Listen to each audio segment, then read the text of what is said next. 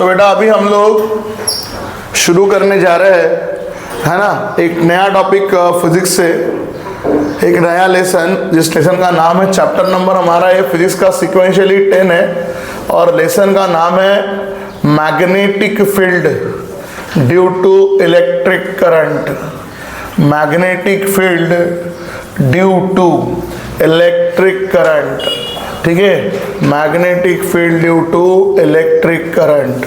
ये सब आपने 10th में भी पढ़ा है, बट यस अभी कंटेंट तो नया है, बट मुझे बोलना है कि हेडिंग क्या पढ़ रहे हैं पहले वो क्लियर करना है।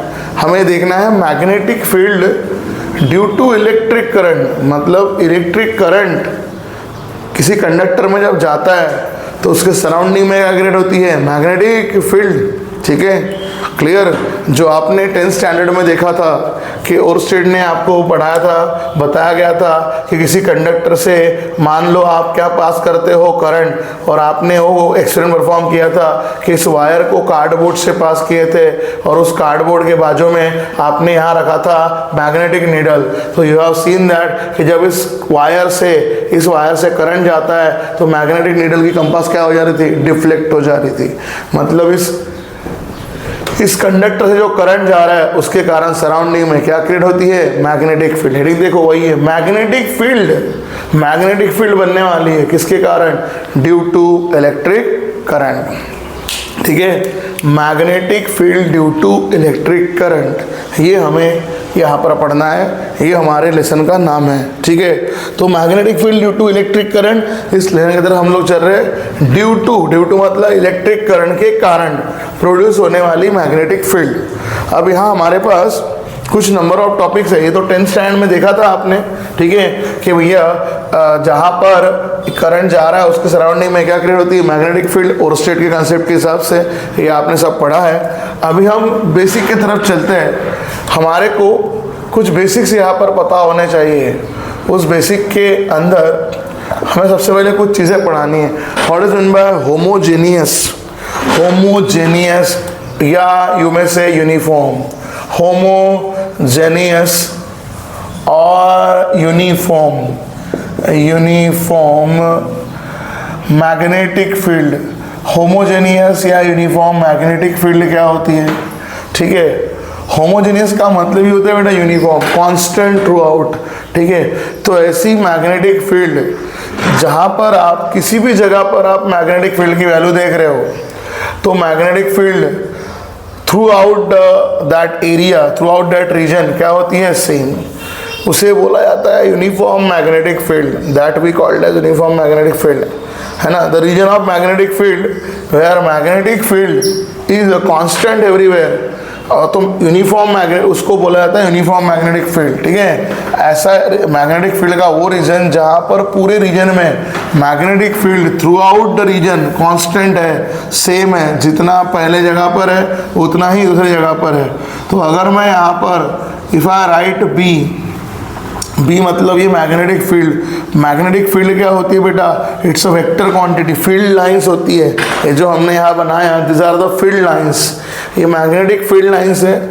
और मैग्नेटिक फील्ड एक वेक्टर क्वांटिटी होती है, ठीक है। और देखो हमने यहाँ बनाते वक्त इक्वल मैग्नीट्यूड के वेक्टर बनाए हैं, इक्वल स्पेसिंग के साथ, गैपिंग के साथ, तो उसे बोला जाएगा कि मैग्नेटिक फील्ड यूनिफॉर्म है। What does mean to be uniform. और जैसे हमने आपको बोला कि यहाँ पर किसी भी जगह पर मान लो आप ये मैंने वेक्टर लाइन खींची है, यहाँ आप मैग्नेटिक फील्ड ढूंढने गए, मान लीजिए यहाँ मैग्नेटिक फील्ड की वैल्यू 10 वेबर पर मीटर स्क्वायर है, तो इसके रीजन में कहीं पर भी आप यहाँ ढूंढोगे, एवरीवेयर आपको मैग्नेटिक फील्ड मिलने वाली है सेम 10 वेबर पर मीटर स्क्वायर। तो ऐसे मैग्नेटिक फील्ड को बोला जाता है यूनिफॉर्म मैग्नेटिक फील्ड या होमोजेनियस मैग्नेटिक फील्ड, ठीक है। यूनिफॉर्म मैग्नेटिक फील्ड या होमोजेनियस मैग्नेटिक फील्ड, ठीक है। अभी हम आगे बढ़ते हैं। हमारे पास ऐसी दूसरी क्वांटिटी होती है मैग्नेटिक की जगह, इलेक्ट्रिक फील्ड। अगर आप इसी जगह पर ई वेक्टर दिखाते हो तो ये बनता है इलेक्ट्रिक फील्ड, जो इलेक्ट्रोस्टैटिक्स में आपको इसके पहले पढ़ाया जा चुका है, ठीक है। तो अभी हम उसकी बात नहीं करेंगे। यहाँ हमने पूरे इक्वल वेक्टर बनाए हैं और यहाँ बी दिखा है, मतलब ये यूनिफॉर्म मैग्नेटिक फील्ड है। वेक्टर भी इक्वल गैपिंग के हैं, ठीक है, और इक्वल लेंथ के हैं। आपको समझा भी दिया कि हर जगह पर मैग्नेटिक फील्ड सेम रहने वाली है और magnetic field is a vector quantity. चलिए अब सबसे पहले हम लोग यहाँ पर देखते हैं एक और डेफिनेशन जो हमें इस लेसन में थ्रू आउट इस्तेमाल होने वाली है। इस लेसन में थ्रू आउट इस्तेमाल होने वाली है। That definition is called Lorentz force, ठीक है। तो लॉरेंज फोर्स के बारे में हम लोग सबसे पहले यहाँ पढ़ते हैं। लॉरेंज फोर्स जिसे हम लोग दिखाते हैं एफएल से, लॉरेंज फोर्स एफएल, ठीक है। तो लॉरेंज फोर्स के बारे में हम लोग यहाँ पर पढ़ देते हैं। What is mean by Lorentz force? तो जब कभी आपका चार्ज पार्टिकल या मान लो इलेक्ट्रॉन इंटर कर रहा है वेलोसिटी v के साथ, in a uniform magnetic field और in a uniform electric field, in a region of magnetic field और इलेक्ट्रिक फील्ड, और बोथ दोनों में, ठीक है। मैग्नेटिक फील्ड के अंदर उतरे, इलेक्ट्रिक फील्ड में अंदर उतरे, या दोनों के रीजन में, तो वहाँ पर जनरेट होता है लॉरेंज फोर्स, ठीक है। ध्यान दीजिए मैं लिख रहा हूँ, the force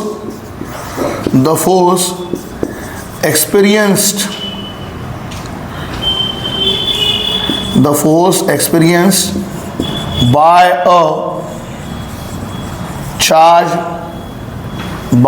charged particle,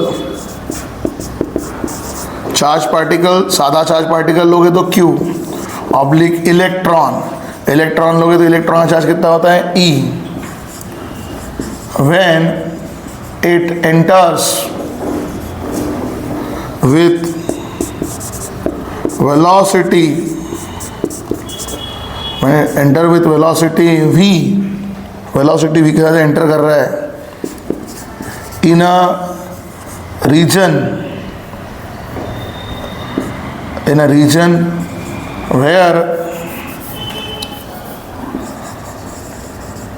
where magnetic field vector B और इलेक्ट्रिक फील्ड वेक्टर E और both are present is called, उसे बोला जाता है लॉरेंज फोर्स, है ना। तो जब कभी आपका चार्ज पार्टिकल या इलेक्ट्रॉन एंटर करेगा, एंट्री मारेगा, किसके अंदर मारेगा बेटा, और किसके साथ मारेगा, विद वेलोसिटी v, स्पीड के साथ आएगा, एंटर करेगा इन द रीजन जहां मैग्नेटिक फील्ड है B या इलेक्ट्रिक फील्ड है E, या दोनों हैं, करेक्ट, दोनों अवेलेबल है, करेक्ट। इस कॉल्ड, उस फोर्स को बोला जाता है, मतलब जो फोर्स वो एक्सपीरियंस करता है उस फोर्स को बोलते हैं लॉरेंज फोर्स, ठीक है। तो इस लॉरेंज फोर्स का जो डायरेक्शन है, its direction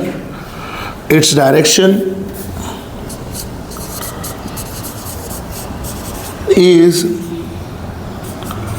perpendicular to plane of velocity vector v and magnetic field vector b, and it is given by, है ना। अब बात आती है फोर्स का डायरेक्शन कहाँ पर है, फोर्स कहाँ दिखेगा आपको, and it is given by Fleming's left hand rule.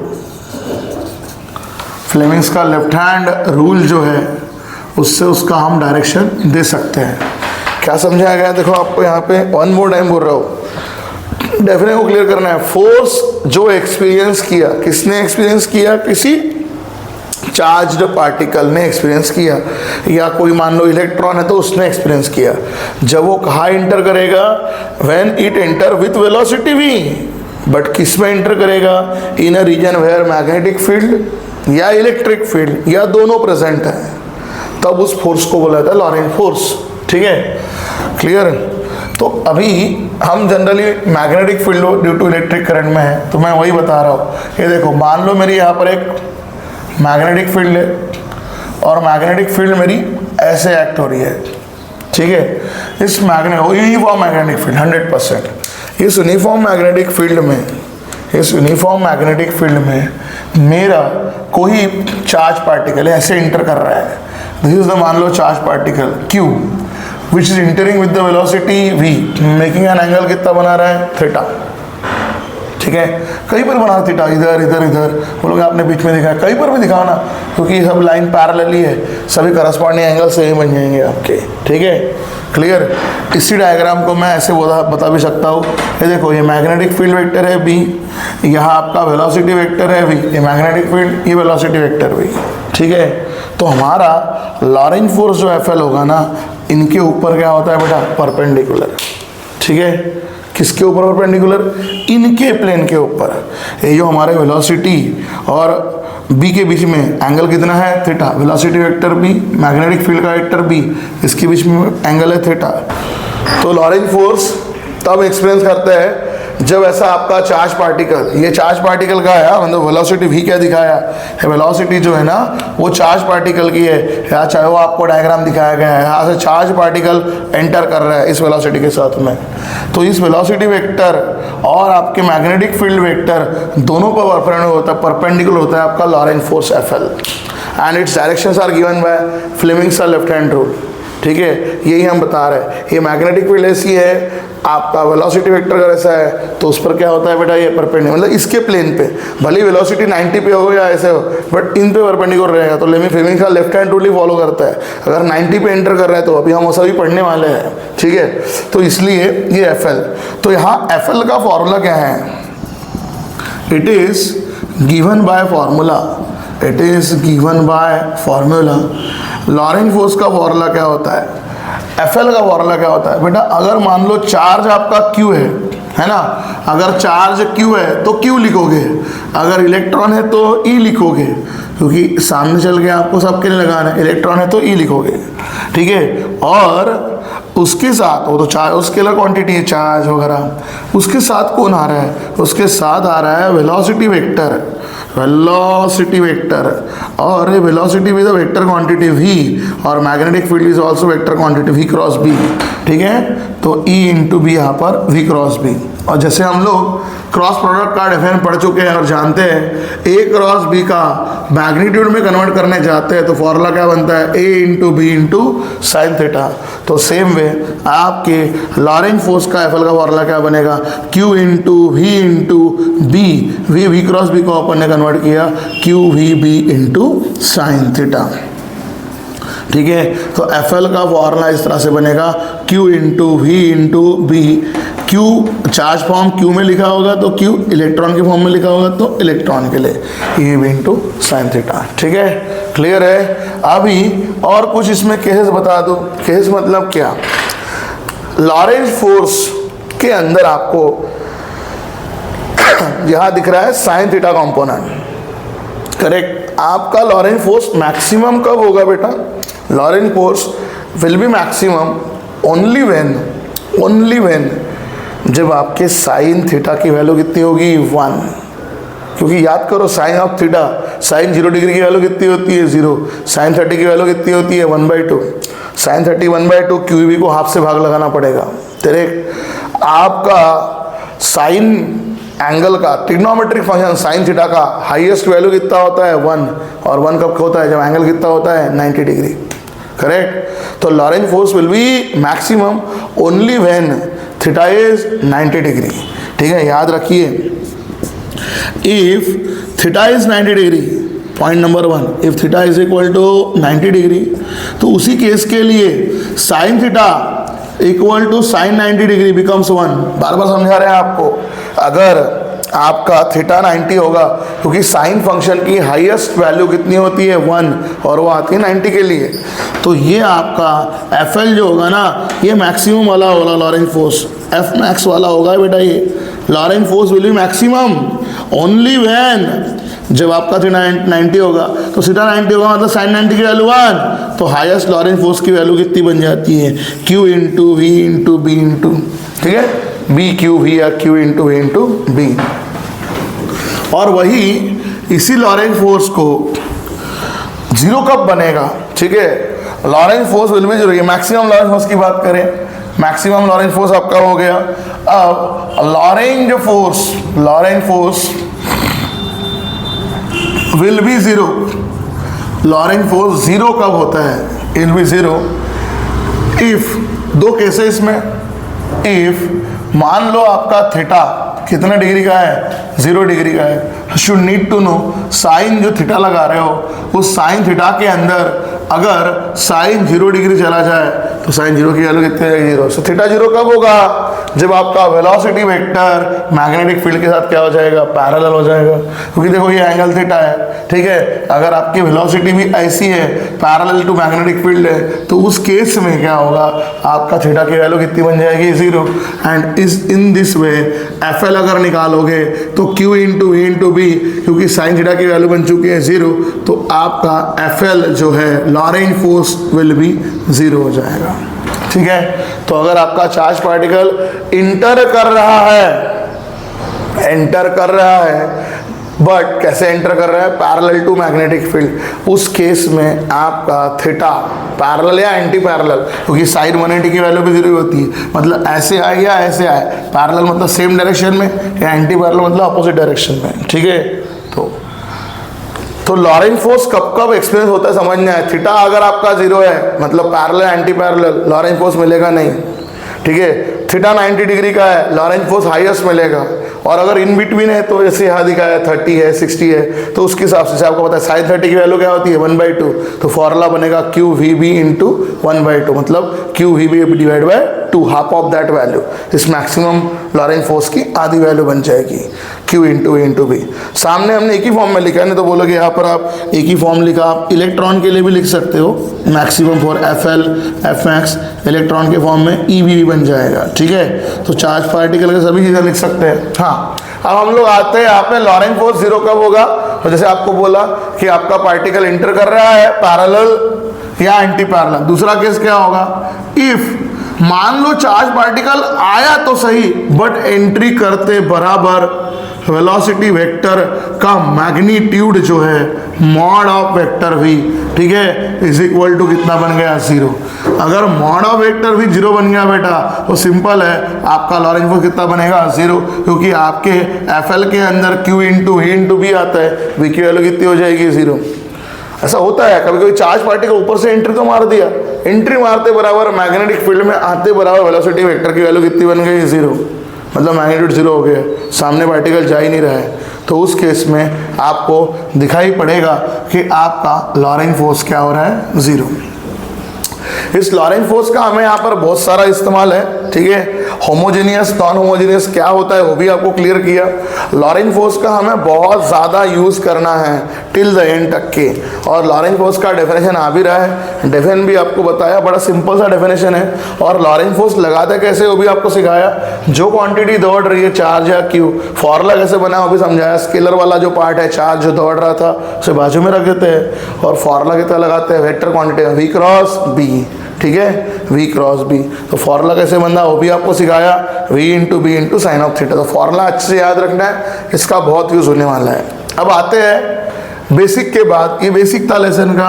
अब आते हैं पहले टॉपिक की तरफ जिसका नाम है moving coil galvanometer, moving coil galvanometer. तो बेटा हमारे पास दो तरह के moving coil galvanometer, that is MCG, जिसके बारे में हमने करंट इलेक्ट्रिक लेसन के दौरान बहुत बार बातें की थी। MCG is a very sensitive device, it gives a larger deflection for smaller value of current, ये सब जो बोला था। अभी इसको पढ़ना है, what is mean bye MCG, what is mean bye MCG। तो अभी हम यहाँ देखते हैं कि MCG के टाइप्स क्या होते हैं, types and construction of MCG, construction of MCG, moving types and construction. यहाँ हम लोग दो चीज़ें पढ़ने आते हैं, types and construction of MCG। MCG बनता कैसे है और उसके टाइप कितने हैं। तो आपको बता दें moving coil galvanometer is classified into two categories, two types. MCG दो टाइप्स के होते हैं, ठीक है। और हम कंस्ट्रक्शन ना इस तरह से थोड़ा सा आपको बना के दिखा रहे हैं कि आपका डिस्टिंग्विश भी क्लियर हुआ है। बहुत बार एमसीजी का ये जो हम टाइप पढ़ने जा रहे हैं इनका डिस्टिंग्विश पूछा गया है और student are unable to write the distinguish between the moving coil galvanometer. दो तरह के एमसीजी होते हैं। There are two types of MCG. One is suspended.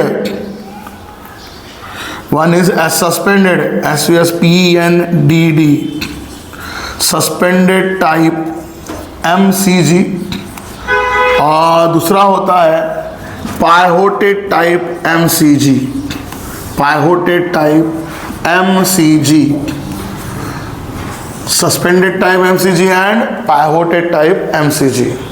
अब देखो डायग्राम कुछ इस तरह से बना रहे हैं कि कॉमन पॉइंट्स भी क्लियर कर रहे हैं so that you can able to write the construction, और बाद में दोनों में फर्क क्या है तो डिस्टिंग्विश भी क्लियर कर रहे हैं बनाते के दौरान ही। तो सुनो, what is a common point, क्योंकि हम कंस्ट्रक्शन भी पढ़ना चाह रहे हैं और टाइप्स भी क्लियर करने जा रहे हैं। तो कंस्ट्रक्शन में अभी हम आ रहे हैं, जैसे बात किया था बेटा एमसीजी। एमसीजी कैसे बनता है कहीं भी याद रखना, एमसीजी जब बनाते हैं तब एमसीजी में क्या होता है, और रेक्टेंगुलर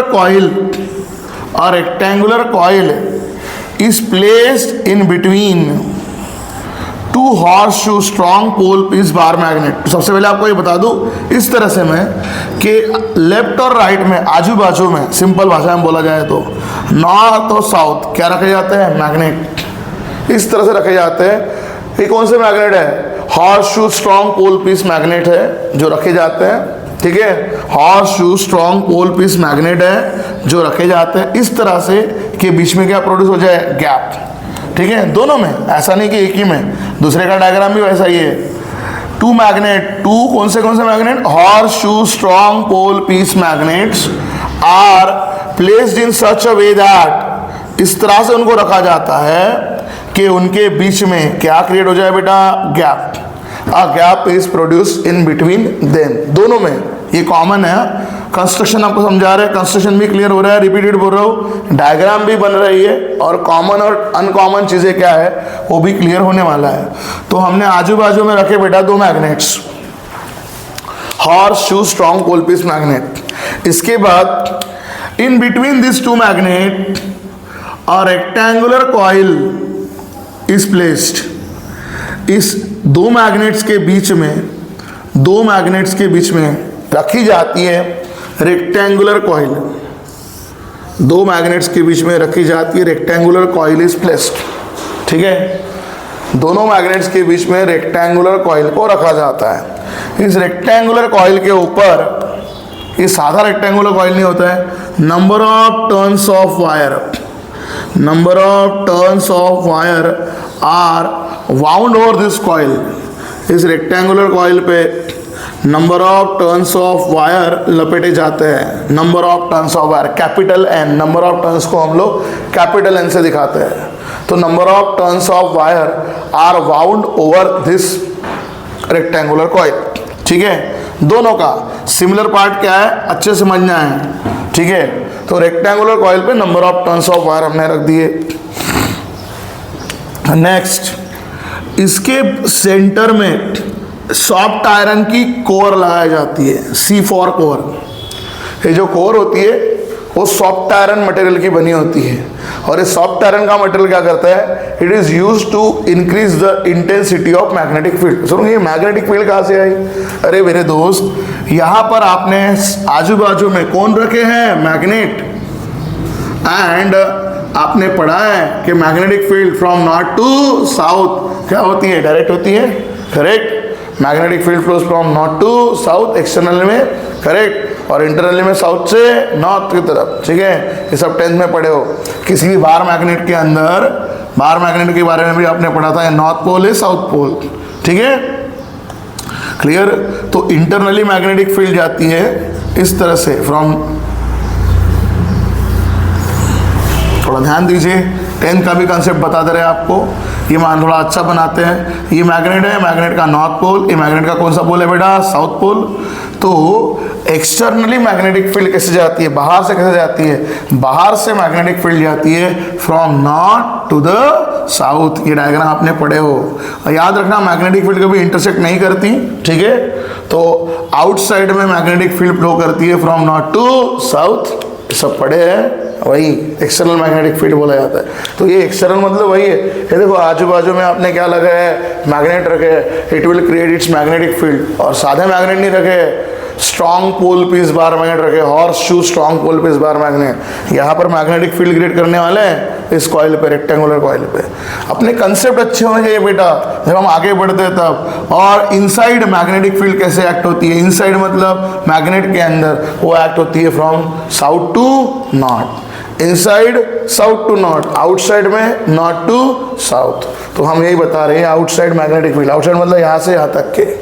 तो ये नॉर्थ टू साउथ एक्ट होने वाला है, ठीक है, क्योंकि दो अलग अलग आपने बार मैग्नेट यहाँ पे रखे, sorry strong pole piece horseshoe magnet यहाँ पर आपने रखे गए हैं, ठीक है। ये सब चीज़ें है वो जो आपको समझा रहे हैं, ये सब आपने 10th में पढ़ा है। अपने कंसेप्ट जब तक क्लियर नहीं रहेंगे तब तक फिजिक्स पूरा अंदर में जाने नहीं वाला। इसलिए अच्छे से कंसेप्ट रहेंगे तो समझ में आएगा, नहीं तो बस पूरा बत्ती भी गुल और डब्बा भी गुल, यही हमारा काम होने वाला है।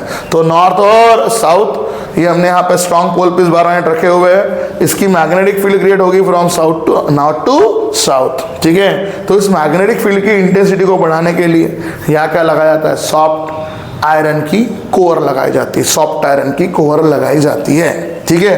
तो इतना पार्ट बेटा कॉमन था कंस्ट्रक्शन में, ठीक है।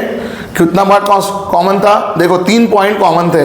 पहला पॉइंट, दोनों में क्या है, आजू बाजू में नॉर्थ और साउथ वाले strong pole piece horseshoe magnet आपने रख दिए हैं। इस तरह से के बीच में क्या क्रिएट हो जाए, gap, a small gap is produce in between them, पहला पॉइंट। दूसरा, दोनों में और जो गैप आपके बीच में बनी है दो मैग्नेट के बीच में, यहाँ क्या रखते हैं, रेक्टेंगुलर कॉइल रखी जाती है। और वो रेक्टेंगुलर कॉइल पे number of turns of wire, number of turns को हम दिखाते हैं कैपिटल एन से, number of turns of wire, बहुत सारे वायर लपेटी जाती है, ठीक है। Second point.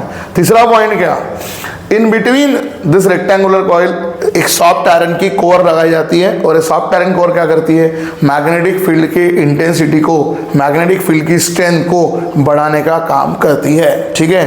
तो ये तीनों पॉइंट दोनों में कॉमन है कंस्ट्रक्शन में।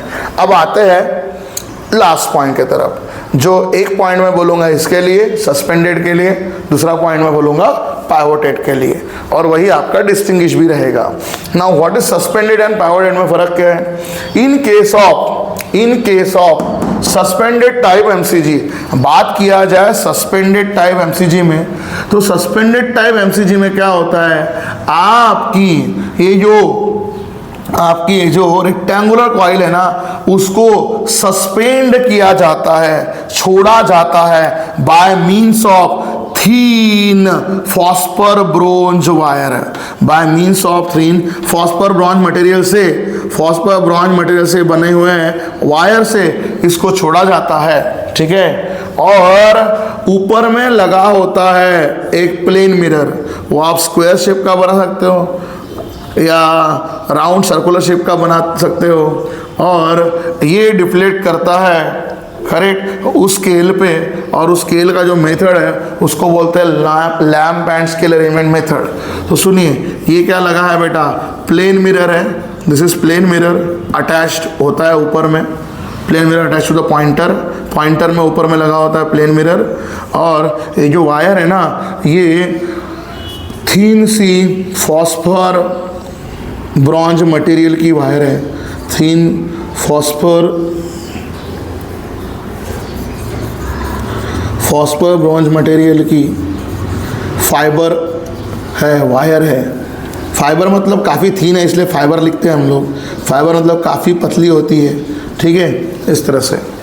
तो in case of suspended type MCG, one more time बता रहा हूँ आपको कि जो रेक्टेंगुलर कॉइल है इसको सस्पेंड किया जाता है, छोड़ दिया जाता है by means of thin phosphor bronze fibre या वायर, ठीक है। And at the upper terminal of the wire एक क्या लगाया जाता है, plane mirror, and this plane mirror use to circulate, और फिर इसका जो कैलिब्रेशन होता है, रीडिंग जो लिया जाता है ना, उस रीडिंग को निकाला जाता है, उस मेथड का नाम है lamp and scale arrangement method. Lamp and scale arrangement से इसको निकाला जाता है, जो काफ़ी हेक्टिक सी मेथड है, lamp and scale arrangement method, ठीक है, याद रखिए। तो इस तरह से इसको बना जाता है। The name is suspended type MCG, ठीक है। रिपीट समझा रहे तीसरी बार, लास्ट टाइम, कि सस्पेंडेड टाइप एमसीजी में क्या हुआ, रेक्टेंगुलर कॉइल को सस्पेंड किया आपने एक थीन फॉस्फर ब्रोंज फाइबर से, वायर से, correct. To the upper part of this wire एक छोटा सा क्या लगाया जाता है, प्लेन मिरर, और ये प्लेन मिरर वहाँ डिफ्लेक्ट करेगा और उसका डिफ्लेक्शन का रीडिंग निकाला जाएगा lamp and scale arrangement method से, जो अरेंजमेंट थोड़ी काफ़ी डिफिकल्ट है, उसकी कैलकुलेशन भी थोड़ी टिपिकल से है, ठीक है। तो ये इस तरह से बनता है सस्पेंडेड टाइप। अब बारी है पाइवोटेड टाइप। पाइवोटेड टाइप में क्या होता है, पाइवोटेड टाइप में rectangular coil is pivoted by the means of two और थ्री, दो या तीन स्पाइरल स्प्रिंग, नीचे बेस दिया जाता है स्पाइरल स्प्रिंग, दो या तीन, अभी तो तीन आ रहे हैं, पहले दो आते हैं, ऐसे नीचे में उसको बेस दिया जाता है by means of two spiral spring, two या थ्री, इसके नीचे क्या लगाए जाते हैं, स्पाइरल स्प्रिंग। ऊपर में एक लॉन्ग सा, लंबा सा एल्यूमिनियम पॉइंटर लगाया जाता है, लॉन्ग एल्यूमिनियम का पॉइंटर है बेटा, ये याद रखिएगा, ठीक है। रिपीट आपको समझा रहे कि हो क्या रहा है, चीज़ों को क्लियर रखना है, आपको चीज़ों को क्लियर रखना है। ऊपर में यहाँ पर रेक्टेंगुलर कॉइल के ऊपर एक लंबा सा एल्यूमिनियम पॉइंटर लगाया जाता है, और ये एल्यूमिनियम का पॉइंटर सर्कुलेट करता है यहाँ पर हाफ सर्कुलर स्केल पे, हाफ सर्कुलर स्केल, जो सर्कुलर स्केल आपकी ग्रेजुएटेड की जाती है, ग्रेजुएट मतलब यूनिट में होता है, उसका यूनिट जो होता है वो डिग्री में फॉर्म में होता है, it is graduated in the form of degree. कौन सी सर्कुलर है, हाफ सर्कुलर। हाफ सर्कुलर मतलब 0 से लेके 180, 180 तक के डिफ्लेक्शन वन साइड देगा, 180 का डिफ्लेक्शन एसएच अनदर साइड देगा। तो यहाँ पर ये 0 से लेके 180 डिग्री में यहाँ पर मूव करेगा, और ये जो पॉइंटर है ये बना है aluminium pointer, this pointer is aluminium pointer, ठीक है। एल्यूमिनियम का ये पॉइंटर बना है, लॉन्ग सा बड़ा सा एल्यूमिनियम पॉइंटर लगा होता है, ठीक है। तो एक बार वापस बता दूं, पाइवोटेड को क्या किया गया, आपकी जो रेक्टेंगुलर कॉइल है उसको नीचे से बेस दिया गया, स्टैंड तरह दिया गया, वो बेस और स्टैंड किसका दिया आपने, तो आपने उसको पाइवोटेड किया बाय मींस ऑफ 2 और 3 स्पाइरल स्प्रिंग, नीचे में 2 से 3 स्पाइरल स्प्रिंग लगाए जाते हैं, और ऊपर में एक लंबा सा लॉन्ग एल्यूमिनियम पॉइंटर लगाया जाता है, लॉन्ग एल्यूमिनियम पॉइंटर लगाया जाता है। ये जो पॉइंटर है वो वहां पर घूमता है हाफ सर्कुलर स्केल पे, जो ग्रेजुएटेड होता है डिग्री में, 0 to 180 डिग्री, ठीक है, याद रखिएगा, और आपको वो डिफ्लेक्शन दिखाता है। तो ये बड़ा सिंपल सा डिवाइस है, बड़ा अच्छा सा डिवाइस है, ठीक है। तो ये दोनों के बीच का डिफरेंस है। अब आप डिस्टिंग्विश जब लिखोगे तो और कुछ चीजें आपको बताना मुझे जरूरी है। सस्पेंडेड टाइप एमसीजी के कैलिब्रेशन काफी हार्ड जाते हैं, क्योंकि ये जो lamp and scale arrangement method है, it is very typical. Pivoted type MCG में कोई प्रॉब्लम नहीं है, क्योंकि पाइवोटेड टाइप में सीधा सर्कुलर स्केल है, जैसे करंट जाएगा सीधा वो डिफ्लेक्शन दे देगा, सीधा आपको आंसर मिलेगा। स्मॉलर करंट के लिए लार्जर सा डिफ्लेक्शन जितना भी जा रहा है मिल जाएगा, पहला पॉइंट। तो ये जो है थोड़ा इजी है टू यूज, ये हार्ड टू यूज है, डिस्टिंग्विश के लिए आपको बता रहा है। उसके बाद डिस्टिंग्विश में और नेक्स्ट पॉइंट क्या आएगा, ठीक है। डिस्टिंग्विश में ये इजी टू यूज है, ये हार्ड टू यूज है, ये इजी टू यूज है, ठीक है, क्योंकि इसका कैलकुलेशन थोड़ा टिपिकल सा है, या फट से डिफ्लेक्शन मिल जाएगा। तीसरा पॉइंट, यहाँ देखो कौन लगा है, यहाँ लगा है प्लेन मिरर, कांच लगा हुआ है, और उस प्लेन मिरर को आपने पतले से फाइबर से छोड़ा है। एंड हमने इसके पहले भी जाना है कि what is MCG, moving coil galvanometer is a very sensitive device, it gives a larger deflection for smaller value of current. थोड़ा सा भी करंट जाएगा कि फट से डिफ्लेक्ट करता है, फटाक से डिफ्लेक्ट करेगा। जैसे ये डिफ्लेक्शन देगा ना बेटा, ये फॉस्फर ब्रोंज की पतली सी वायर है, अगर ज़्यादा करंट जा रहा है और लंबा डिफ्लेक्शन आ गया, फट से जर्क आ गया, तो ये वायर जर्क झेल ही नहीं पाता, और वायर क्या हो जाता है, ब्रेक।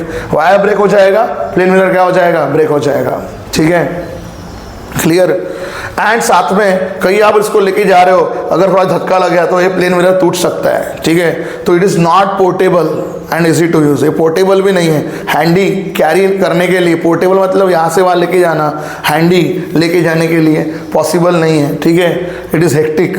बट इस डिवाइस की बात करोगे, ऐसा यहाँ कोई टेंशन नहीं है। यहाँ ऊपर क्या लगा है, एल्यूमिनियम का पॉइंटर, नीचे क्या लगा है, बेस स्टैंड लगा हुआ है, ठीक है। तो होता क्या है ना, यही डिवाइस बेटा आप स्कूलों में, इस कॉलेज में जब प्रैक्टिकल किया होगा आपने, ऐसा बड़ा सा आपको डिवाइस मिला होगा, ठीक है, जब आपने करंट का डिफलेंस देखने की कोशिश की होगी, क्योंकि प्रैक्टिकल, और इसमें लंबा सा एल्यूमिनियम पॉइंटर आपको दिखा होगा जो बोथ साइड घूमता है, और यहाँ से 0 से लेके 180 इस साइड में डिफलेंस मिला होगा, और 0 से 180 इधर से भी, और ये पॉइंटर दोनों साइड घूमता है। अगर इधर 20 होगा तो बराबर इधर भी कितना दिखाएगा, 20 दिखाएगा, ठीक है। यही डिवाइस अभी आपके कॉलेजों में इस्तेमाल होता है। कौन सा वाला, पाइवोटेड टाइप एमसीजी, क्योंकि यहाँ पर ऊपर में लॉन्ग एल्यूमिनियम पॉइंटर लगा है, और जैसे करंट जाता है फट से डिफ्लेक्शन देता है, तो आपको कोई टेंशन लेने की गरज नहीं। छोटा करंट छोटा डिफ्लेक्शन, बड़ा करंट बड़ा डिफ्लेक्शन, और यहाँ कोई पॉइंटर ब्रेक भी नहीं होने वाला, क्योंकि वो एल्यूमिनियम का अच्छा पॉइंटर बना होता है, नीचे से बेस स्टैंड है, जर्क का भी कोई टेंशन नहीं है, ठीक है। तो this device pivot type MCG is used to use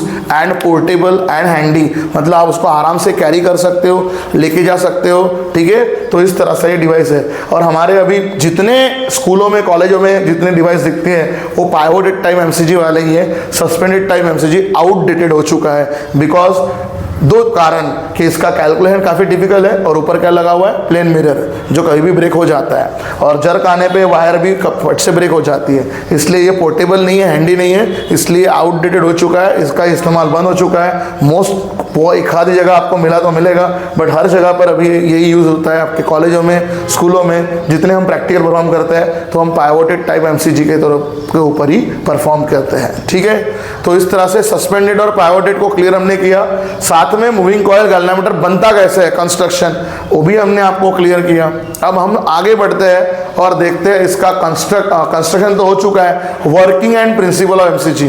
working मतलब कैसे काम करता है, प्रिंसिपल तो पता है, प्रिंसिपल तो हमने आपको बोल दिया है। क्या बोला है, बार बार सिखाया है, व्हाट इज प्रिंसिपल, कि जैसे छोटा सा करंट आएगा, लार्जर क्या रहता है, डिफ्लेक्शन, उसे हमें प्रूव करके दिखाना है वर्किंग में कि हमारा मूविंग कॉइल गैल्वेनोमीटर क्या होता है। It's that device which gives larger deflection for smaller value of current, छोटे से करंट के लिए बड़ा सा डिफ्लेक्शन प्रोड्यूस करता है। वो हम लोग अभी सामने इसके कंस्ट्रक्शन, वर्किंग एंड प्रिंसिपल में प्रूव करके देखने वाले हैं, पढ़ने भी वाले हैं और प्रूव भी करने वाले हैं कि I is directly proportional to theta. छोटा सा करंट के लिए deflection I is directly proportional to theta, जितना करंट ज्यादा होगा उतना डिफ्लेक्शन भी ज्यादा होगा। ये अभी हम प्रूव करने वाले हैं। सो स्टूडेंट्स, नाउ सामने शुरू कर रहे हैं, कंटिन्यू कर रहे हैं एक नया सा और मोस्ट इंपॉर्टेंट सा टॉपिक जो हमारे लिए है, principle and working of MCG. ये principle and working of MCG usually 3 mark के लिए पेपर में पूछा जाता है, क्योंकि हमारा जो लेसन जो है ये है 4/6 मार्क्स के लिए पेपर में आता है। 4 marks are compulsory, 6 marks with option. तो हम ऑप्शन के मार्क की बात किए करेंगे, क्योंकि आपको पता है हमारा पेपर जो होता है बोर्ड का, वो सॉल्व एनी 8 आउट ऑफ 12 ऐसा वाला काम होता है। तो यहाँ पर क्वेश्चन कैसे आएगा बेटा, आपको एक 1 मार्क का क्वेश्चन, एक 2 मार्क का क्वेश्चन और एक 3 मार्क का क्वेश्चन, ठीक है। 1 इन MCQ, 1 in numerical and 1 in theory. 1 + 2 + 3 ऐसा डिवीजन है। तो एक 3 मार्क के लिए अच्छा टॉपिक है आपका principle and working of MCG का, है ना। इवन इस पे न्यूमेरिकल्स भी है इस फॉर्मूले पे। अब इस प्रिंसिपल और वर्किंग में हम क्या देखने वाले हैं, प्रिंसिपल मतलब ये किस प्रिंसिपल पे काम करता है। तो बेटा हमने बहुत बार बात की है, मूविंग कॉइल गैल्वेनोमीटर, एमसीजी का प्रिंसिपल क्या होता है। तो हमने बहुत बार बोला है कि हमारा एमसीजी क्या होता है, MCG is a sensitive device. MCG is a sensitive device, MCG sensitive device है, और ये क्या करता है, ये देता है बेटा लार्जर डिफ्लेक्शन। डिफ्लेक्शन मतलब क्या देता है, theta, for smaller value of current. तो हम ऑलरेडी पढ़ चुके हैं कि यहां पर क्या होता है, I directly proportional to theta.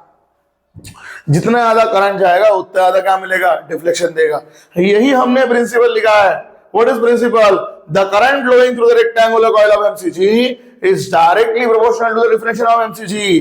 That means मैं ये बोलना चाह रहा हूं, हमारा प्रिंसिपल क्या है, current flowing through rectangular coil, rectangular coil से जाने वाला करंट आई जो होता है ये डायरेक्ट प्रोपोर्शनल में होता है किसके साथ, deflection, I directly proportional to theta. ये हमें यहां पर प्रूव करना है, current flowing through the rectangular coil of MCG is directly proportional to the deflection of the rectangular coil, that is deflection of the coil I directly proportional to theta. Repeat बोल रहा हूं, one more time, last time बोल रहा हूं, current flowing through the rectangular coil, rectangular coil से जाने वाला current MCG के, ये क्या होता है, डायरेक्ट प्रोपोर्शन में होता है, it is directly proportional to what, deflection of that again rectangular coil. तो I is directly proportional to the theta, ये हमारा कंसेप्ट है। अब इसके लिए वर्किंग डायग्राम हमने उठाई है, सिर्फ वर्किंग डायग्राम।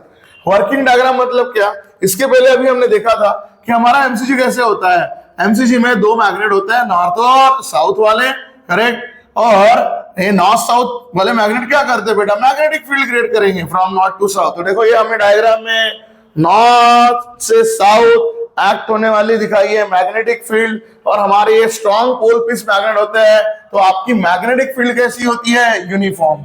मैग्नेटिक फील्ड कैसी होती है, यूनिफॉर्म। तो यूनिफॉर्म मैग्नेटिक फील्ड हमने दिखाई है इक्वल गैप के वेक्टर से। तो हमने देखा है कि नॉर्थ साउथ हमारे मैग्नेट लगे होते हैं, और ये strong pole piece magnet they will create a uniform magnetic field. तो हमने यहाँ पर यूनिफॉर्म मैग्नेटिक फील्ड दिखाया है फ्रॉम नॉर्थ टू साउथ। उसके बीच में याद करो हम क्या करते हैं, इस मैग्नेट के बीच में हम लोग क्या रखते हैं बेटा, we will keep a rectangular coil.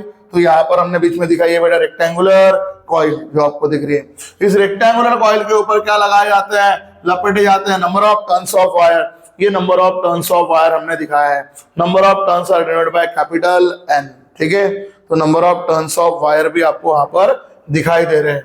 उसके बाद में बीच में क्या रखी जाती है, सॉफ्ट आयरन कोर, वो आपको पता है, अभी वहां पर दिखाई नहीं जाएगी। सॉफ्ट आयरन कोर क्या करती है, मैग्नेटिक फील्ड की इंटेंसिटी को बढ़ाती है, ठीक है। तो इस तरह से हमने डायग्राम बनाया है, ध्यान देना है। हमने एक यहाँ पर रेक्टेंगुलर कॉइल लिया है पी क्यू आर एस, ठीक है, इसको भी एक्सप्लेन करना है शुरुआत करते वक्त में। Rectangular coil P Q R S is suspended या present between two strong pole piece bar magnet, और इट प्रोड्यूसेस क्या करेगा, यूनिफॉर्म एक्सटर्नल मैग्नेटिक फील्ड वह प्रोड्यूस करेगा, ठीक है। देन याद रखना रेक्टेंगुलर कॉइल का नाम बोल दिया PQRS। Number, let capital be the number of turns of wire bound over the coil. Number of turns को हमने बोल दिया है n, जो है बाउंड किया गया है। इसके बाद और कुछ नोटेशन हमें कवर करने हैं।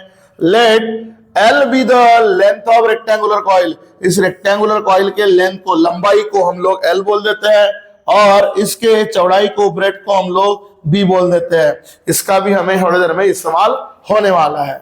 L be the length of rectangular coil and B be the breadth of the rectangular coil. हम आगे बढ़ते हैं। देखो कंसेप्ट क्या था बेटा, current flowing through rectangular coil, जब इस कॉइल से करंट जाएगा, तो देखो हमने क्या किया है, इस कॉइल के दो रास्ते दिखाया आपको, एक जगह से इनपुट करंट आएगा, एक जगह से आउटपुट करंट जाएगा। तो जैसे हमने यहां पर इस रास्ते से फ्रॉम दिस डायरेक्शन यहां से करंट आते हुए दिखाया है, this current is flowing through out, एंड यहां से आपका करंट रिटर्न वापस जा रहा है, ठीक है। तो क्योंकि हमारे को कंस्ट्रक्शन में प्रूफ क्या करना है, जो प्रिंसिपल क्या है, करंट फ्लोइंग, जितना करंट जाता है वो थीटा के प्रोपोर्शन में होता है, ठीक है। तो देखो हमने यहां से दिखाया current flowing through the rectangular coil, तो करंट है डायरेक्शन, यहाँ पर करंट ऐसे जा रहा है, ठीक है। तो थोड़ा ध्यान दीजिए, as soon as the current flowing through the rectangular coil, जैसे करंट फ्लो करेगा रेक्टेंगुलर कॉइल पे, तो रेक्टेंगुलर कॉइल पे क्या होगा थोड़ा समझना है। As soon as the current flowing through the rectangular coil along the direction PQ and along direction SR, देखो ये करंट यहाँ ऐसे जाएगा, ऐसे मतलब क्या, मैग्नेटिक फील्ड ऐसी है और करंट उस पर क्या हो जाएगा, परपेंडिकुलर हो जाएगा। करंट विल बी परपेंडिकुलर, किस डायरेक्शन में परपेंडिकुलर हो जाएगा बेटा, यहाँ पे along the PQ। वैसे ही अगर आप देखते हो along the direction RS, यहाँ पर मैग्नेटिक फील्ड ऐसी है, यहाँ पर परपेंडिकुलर। सर ये भी 90 और ये भी 90 कैसे, अरे 90 का अपोजिट मान लो 272, करेक्ट, क्लियर है। तो 270 भी ले आते हैं हम लोग, कोई फर्क नहीं पड़ेगा, बट डायरेक्शंस के चक्कर में फोर्स की वैल्यू अपोजिट डायरेक्शन में आएंगी, क्योंकि आपको पता है साइन 90 की वैल्यू 1 होती है, तो 270 की वैल्यू कितनी होती है, -1। ऐसा मतलब क्या आएगा, अपोजिट डायरेक्शन, फोर्स उतना ही रहेगा, मैग्नीट्यूड अपोजिट रहेगा। ठीक है, तो एज सुन एज, ध्यान देना है क्या बता रहे हैं, as soon as this current, as soon as the current, as soon as the current flows through the side PQ and RS, PQ and RS of a rectangular coil, PQRS, there is a development of force, on side PQ and RS। ये PQ और RS में एक force बनेगा, कैसे, जैसे अभी हमने इसके पहले देखा था लॉरेंट फोर्स का फॉर्मूला, FL का फॉर्मूला क्या होता है बेटा, Q into V cross B, charge particle का मैग्नीट्यूड मल्टीप्लाइड बाय जो दो क्वांटिटी वेक्टर होती है, उसके लिए चार्ज पार्टिकल हम लोग वहां लेते हैं और जो वेक्टर क्वांटिटी है उसे क्या कराते हैं, क्रॉस मल्टीप्लाई। तो वैसे ही यहाँ पर कौन जा रहा है, ध्यान दो, यहाँ वेक्टर क्वांटिटी खुद I है, यहाँ का जो फोर्स है जिसे हम लोग बायोट-सेवर्ट लॉ का फोर्स भी बोल सकते हैं, बट एक्चुअली वो लॉरेंट फोर्स से हम निकाल सकते हैं, क्योंकि यहाँ मेरी पहली वेक्टर क्वांटिटी कौन है, करंट है डायरेक्शन I, और एक करंट किस पे परपेंडिकुलर है, B पे, I क्रॉस B, किसके अलोंग फ्लो हो रहा है, length, it is L into I cross B। तो इस F का formula L into I cross B का फॉर्मूला क्या बनेगा, I into B into sine theta. ठीक है, clear, I into B into sine theta. अब आपको पता है, जैसे हमने आपको बोला था कि ये जो PQ जो है, जब करंट ऐसा जा रहा है, मैग्नेटिक फील्ड ऐसी है, तो यहाँ पर थीटा की वैल्यू कितनी डिग्री है बेटा, 90 डिग्री। ठीक है, थीटा की वैल्यू 90 डिग्री, और आपको बताया था कि अगर थीटा की वैल्यू 90 हो जाएगी तो Lorentz force will be maximum, because sine theta is equal to sine 90, और साइन 90 की वैल्यू हो जाती है 1, तो sine theta become sine 90 and this sine 90 becomes बन जाएगा बेटा 1। रिपीट आपको याद दिला रहे हैं। तो इस तरह से I into L into B into 1, तो आपका F का फॉर्मूला होगा ILB, I into L into B। अब जैसे आपको समझाया गया है कि जो लॉरेंट फोर्स होता है वो कैसे एक्ट होता है, perpendicular, and its direction is given by Fleming's left hand rule. जैसे मान लो ये मेरी रेक्टेंगुलर कॉइल है, consider this book as a rectangular coil, इस रेक्टेंगुलर कॉइल पे मेरी मैग्नेटिक फील्ड परपेंडिकुलर है। ठीक है, लाइकवाइज दिस। ठीक है, तो अगर ये मैं अभी रेक्टेंगुलर कॉइल को यहाँ पे पकड़ के होल्ड करके रखा हूं, ये मेरी रेक्टेंगुलर कॉइल है, ये देखो, ये रेक्टेंगुलर कॉइल में क्योंकि लेंथ के अक्रॉस, ये मेरे रेक्टेंगुलर कॉइल का लेंथ, और हमारा करंट लेंथ के अक्रॉस जा रहा है। ठीक है, ये लेंथ, तो ये मिडिल फिंगर मेरा जा रहा है लेंथ के अक्रॉस, ये थंब जा रहा है, थंब ये थंब जा रहा है मैग्नेटिक फील्ड परपेंडिकुलर जो इसको, क्योंकि इसके सरफेस पे मैग्नेटिक फील्ड कैसी है, परपेंडिकुलर, तो यहाँ इसके लेंथ के अक्रॉस हमारा जा रहा है करंट, ये मैग्नेटिक फील्ड थंब के अक्रॉस, तो देखो फोर्स क्या एक्ट होगा बेटा, outward, along this direction outward, और यही अलोंग इधर करेंगे तो ये ऐसे यहाँ पर आ जाएगा। ठीक है, इस डायरेक्शन में आउटवर्ड। ठीक है, तो इसका डायरेक्शन जो बनेगा ना वो क्या होगा, परपेंडिकुलर होगा फ्लेमिंग्स लेफ्ट हैंड रूल के according.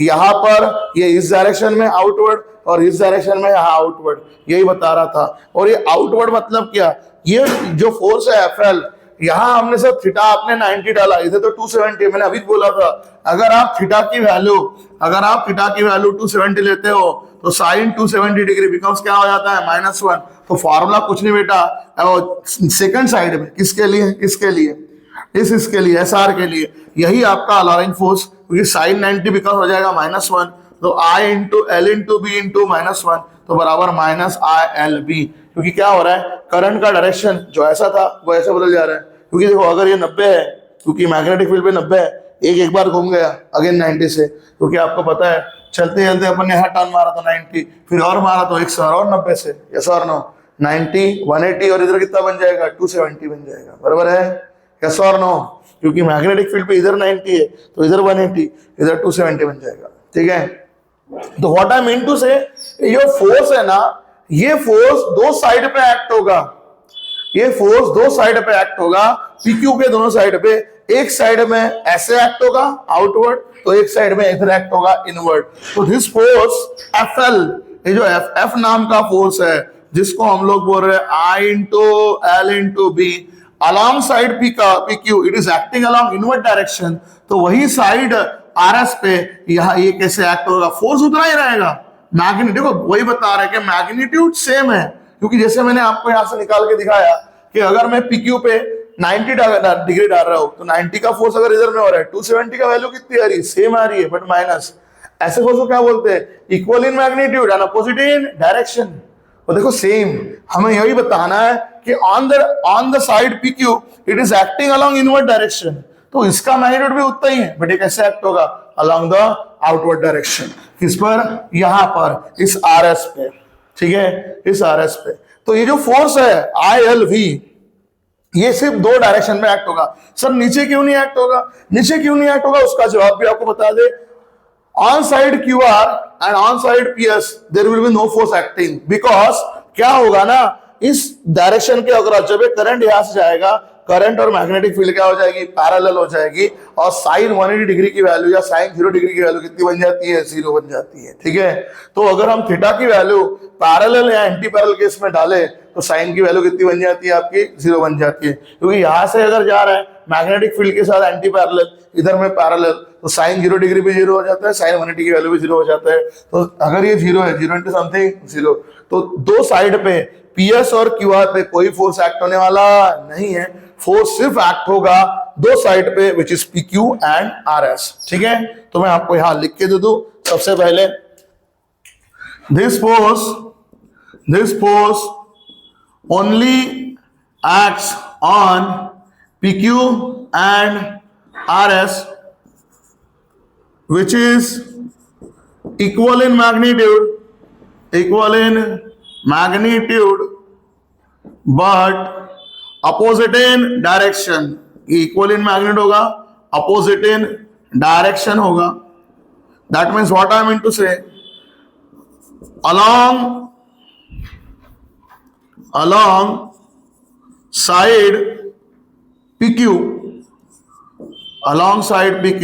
it is acting along inward direction,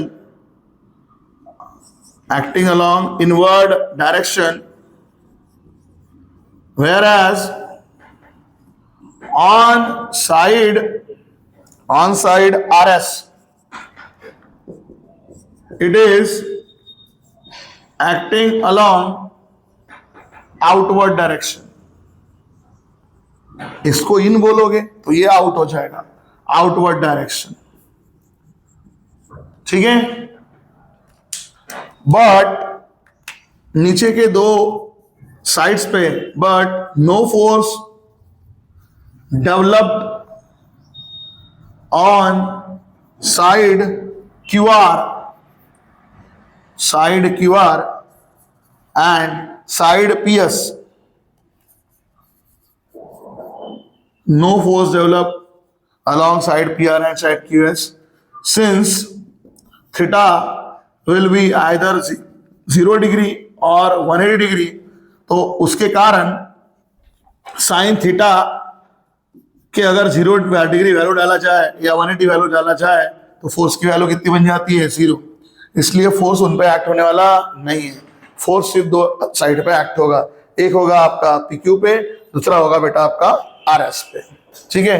फिर देखो बेटा क्या हो रहा है, फोर्स का मैग्नीट्यूड सेम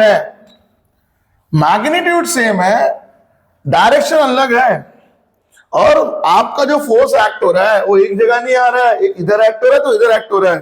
तो याद करिए, couple of forces which are equal in magnitude and opposite in direction. बार बार आपको पढ़ा चुके हैं ऐसे कंसेप्ट में, कपल ऑफ फोर्सेस, दो फोर्सेस जो इक्वल मैग्नीट्यूड के होते हैं और अपोजिट डायरेक्शन के होते हैं, दे फॉर्म्स क्या करते हैं, टॉर्क, ठीक है। तो यहां क्योंकि एक नहीं दो फोर्स एक्ट हो रहे हैं, करेक्ट, इक्वल में, मान लो ये फोर्स ही 5 न्यूटन का है, ये फोर्स ही 5 न्यूटन का है, इसके बीच में इतनी गैप है, तो ये डेवलप करता है बेटा टॉर्क। ये टॉर्क का फॉर्मूला होता है force into perpendicular distance. Couple of forces are equal in magnitude and opposite in direction produces a torque. ठीक है, तो here हम जा रहे हैं, here torque developed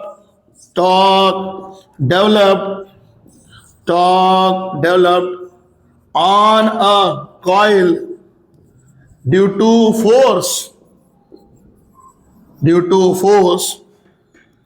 Here torque का वैल्यू निकाल रहे हैं, torque develop on side, torque develop on a coil due to force on side. बता दो बार बार, PQ and RS अपोजिट पे ही बिल्कुल एक्ट हो रहा है ऐसे। तो आपको पता है टॉर्क का जो फॉर्मूला हम लगाते हैं, टॉर्क इज इक्वल टू, जो आपको बाजू में समझा के बताया, टॉर्क का फॉर्मूला होता है फोर्स इनटू परपेंडिकुलर डिस्टेंस, जिस डिस्टेंस पे एक्ट हो रहा है वो। जैसे अगर मैं इस फॉर्मूले को प्रॉपर तरीके से लगाना शुरू करूं, तो यहां पर जैसे हमने बताया torque is equal to force into perpendicular distance. Torque का फॉर्मूला क्या होगा, ये फोर्स है एफ, तो ये एफ इनटू, मान लो इसके डिस्टेंस को अगर मैं एस बोल दूं तो यहाँ पर ऐसा आएगा, डिस्टेंस को डी बोल दूं तो डी आ जाएगा। तो वैसे अपने कॉइल में देख लीजिए, आपके जो फोर्स एक्ट हो रहे ना, आपके जो फोर्स एक्ट हो रहे हैं वो एक्ट हो रहे इन दोनों साइड पे, PQ और RS। और PQ RS के बीच के गैप किसके बराबर है, वो है विड्थ ऑफ द कॉइल, है ना, क्योंकि इसलिए लेंथ ऑफ कॉइल को L बोला था, ब्रेड्थ ऑफ कॉइल कितना बोला था, B बोला था। तो ध्यान दीजिए, वो जो ब्रेड्थ है ना वही काम कर रही है परपेंडिकुलर डिस्टेंस का। तो यहां पर हमारा टॉर्क टाउ का फॉर्मूला बनेगा फोर्स तो हमारा बेटा रेडी है ना, F। पहले आपको लिख दो फॉर्मूला, फोर्स की जगह F आएगा इनटू परपेंडिकुलर डिस्टेंस जो है वो सिर्फ B के बराबर आएगा, ब्रेड्थ ऑफ दैट कॉइल के बराबर आएगा। And therefore torque is equal to, tau क्या होगा, I into L into B, ILB into small b, ये हमारा आएगा टॉर्क। बट बेटा ये टॉर्क जो है, टॉर्क पता है क्या करता है, टॉर्क कॉइल को वही डिफ्लेक्ट कराता है या रोटेट कराता है, ठीक है। तो यहां पर ना बेटा टॉर्क जनरेट हो गया, तो टॉर्क कैसे जनरेट हो गया, बिकॉज दो फोर्स है, एक फोर्स इधर खींच रहा है, एक इधर, तो कॉइल वही के वही डिफ्लेक्ट करना शुरू करेगी। बट कॉइल सिर्फ इतना ही डिफ्लेक्ट नहीं करेगी, क्योंकि इस कॉइल पे number of turns of wire लपेटे गए हैं, ठीक है। और आपको बता दो बेटा, थोड़ा सा आपको इलेक्ट्रॉनिक्स का अगर ज्ञान होगा या पता होगा, नंबर ऑफ टर्न्स आपने देखा होगा कि आपकी मशीनरी में, कूलर के वाइंडिंग में, मोटर वाइंडिंग में नंबर ऑफ टर्न्स लपेटे जाते हैं, ठीक है। नंबर ऑफ टर्न्स क्या करता है, उसका RPM, रिवॉल्यूशन पर मिनट, उसकी डिफ्लेक्शन की स्पीड को बढ़ा जाता है। जितने ज्यादा नंबर ऑफ टर्न्स, उसकी ज्यादा उतनी क्या हो जाती है स्पीड, उतना उसका ज्यादा डिफ्लेक्शन होता है। एंड दैट्स व्हाई हम जनरली मोटर वाइंडिंग खरीदते वक्त एल्यूमिनियम वाइंडिंग नहीं खरीदते, कॉपर वाइंडिंग, क्योंकि एल्यूमिनियम वाइंडिंग जाड़ी होती है, number of turns of wire कम होते हैं तो स्पीड कम मिलती है, ठीक है, साथ में उसकी ड्यूरेबिलिटी भी कम होती है। वही कॉपर वाइंडिंग पतली होती है, नंबर ऑफ टर्न्स क्या होती है, ज्यादा आते हैं, और उस चक्कर में स्पीड अच्छी मिलती है, ड्यूरेबिलिटी अच्छी मिलती है, क्योंकि वो हीटिंग इम्पैक्ट जो एल्यूमिनियम में आता है वो कॉपर में नहीं आता, ठीक है। तो इसके कारण नंबर ऑफ टर्न्स क्या करता है, उसके डिफ्लेक्शन को बढ़ाता है। तो बेटा ये टॉर्क सिर्फ सादा है। अब मुझे यहां पर करना है हियर डिफ्लेक्टिंग टॉर्क। हम यहां बता रहे हैं deflecting torque produced on a coil. Deflecting torque किसके कारण आएगा, क्योंकि नंबर ऑफ टर्न्स उस पे है। Deflecting torque produce on a coil, deflecting torque निकाल रहे हैं, dt निकाल रहे हैं। सो हियर डिफ्लेक्टिंग टॉर्क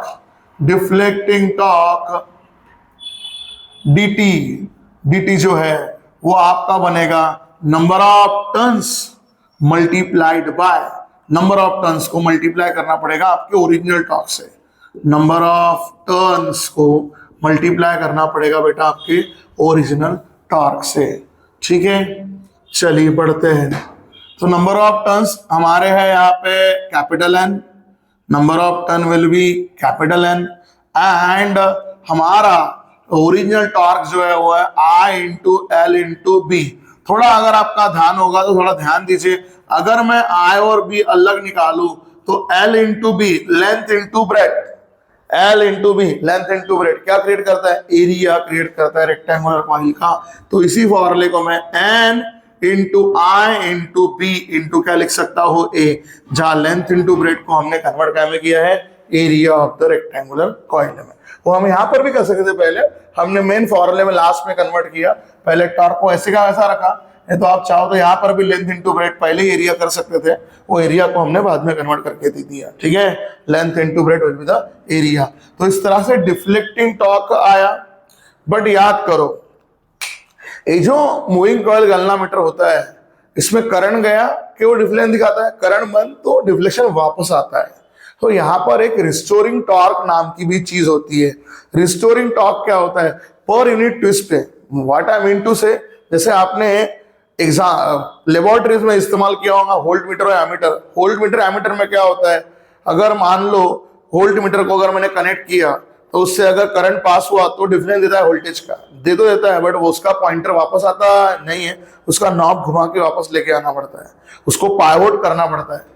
काय में वोल्ट मीटर और एमीटर में पॉइंटर को वापस लाना होता है। In case of moving coil galvanometer आपके पॉइंटर को आपको वापस लाने की गरज नहीं है, करंट जा रहा है, डिफ्लेक्शन देगा, करंट बंद हो जाएगा, ऑटोमेटिक पॉइंटर कहां पर आ जाएगा, जीरो पे आ जाएगा। There is no need of taking a pointer back, खुद ब खुद वापस आता है। तो यहां पर एक रिस्टोरिंग टॉर्क डेवलप होता है पर यूनिट ट्विस्ट पे, ठीक है। इफ के be the constant for restoring torque per unit twist, जिसको सादे भाषा में बोला जाता है ट्विस्ट कांस्टेंट,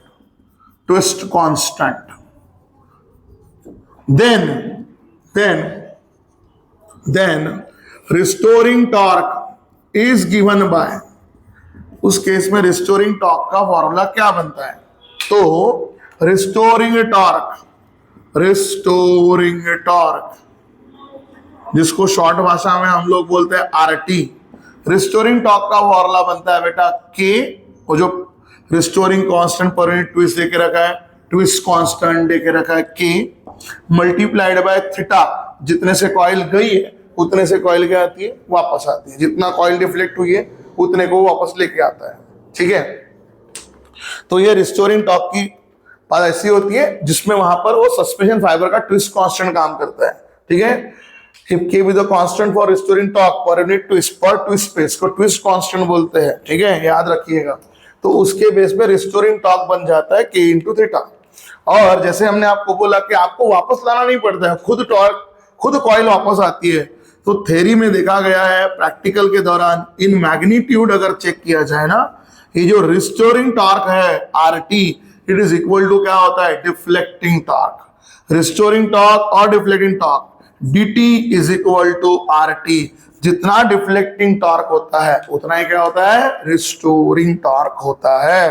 तो अगर अभी हम लोग हमारे फ्रॉम इक्वेशन नंबर 1 और 2 से इसमें वैल्यू डाले, what is deflecting torque, deflecting torque की वैल्यू है n इंटू आई इंटू बी इंटू ए, और रिस्टोरिंग टॉर्क है बेटा हमारा k इंटू थीटा।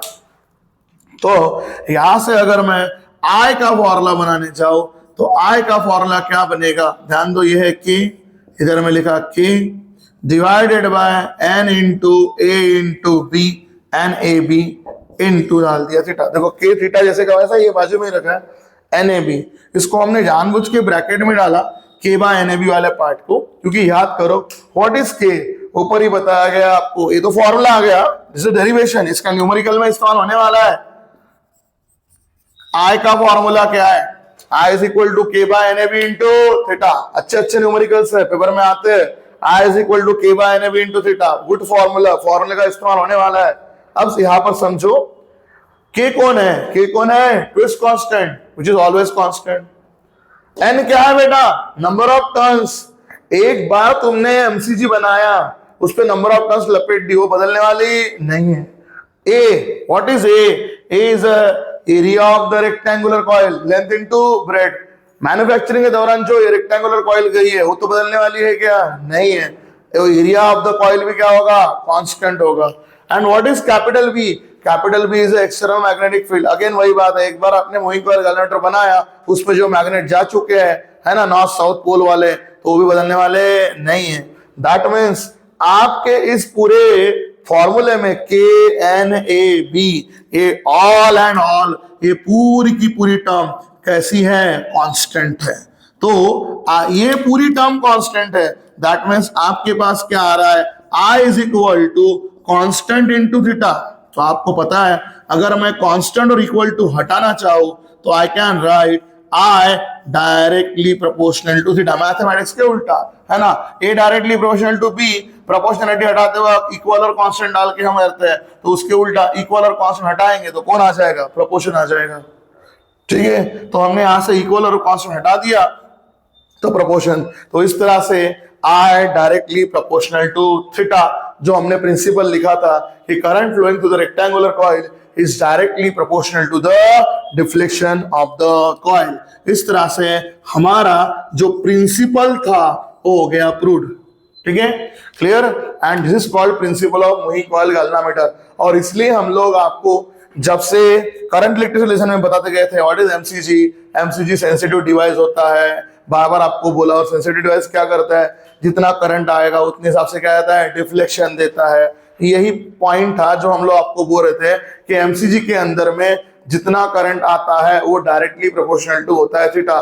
करंट बढ़ते जाएगा तो डिफ्लेक्शन भी बढ़ते जाएगा, because there is a direct proportion. एक क्वांटिटी बढ़ेगी तो दूसरी क्वांटिटी भी साथ साथ में बढ़ते जाएगी। That is what the principle of MCG. और इस तरह से हमने प्रिंसिपल और वर्किंग पूरी यहां पर कंप्लीट कर ली। वर्क मतलब कैसे काम करता है, विथ वाया पूरा डेरिवेशन देखा। डेरिवेशन में हमने करंट का फॉर्मूला भी निकाला जो मोस्ट इंपॉर्टेंट फॉर्मूला है, और उस कंसेप्ट में हमने देखा कि I is directly proportional to theta, जो उसका है प्रिंसिपल। ठीक है, तो बेटा ऐसे ही आपको चैनल पे बने रहना है, वीडियो को लाइक करना है, वीडियो पे एक अपना कमेंट जरूर देना है। ठीक है, इस चैनल का लिंक आपको नंबर ऑफ स्टूडेंट के साथ शेयर करना है, जो बच्चा पढ़ना चाहता है, करेक्ट। और ऐसे ही इंटरेस्टिंग और कंडीशन बेस्ड यूजफुल वीडियोस के लिए, एजुकेशनल वीडियोस के लिए आपको इस चैनल पे बने रहना है।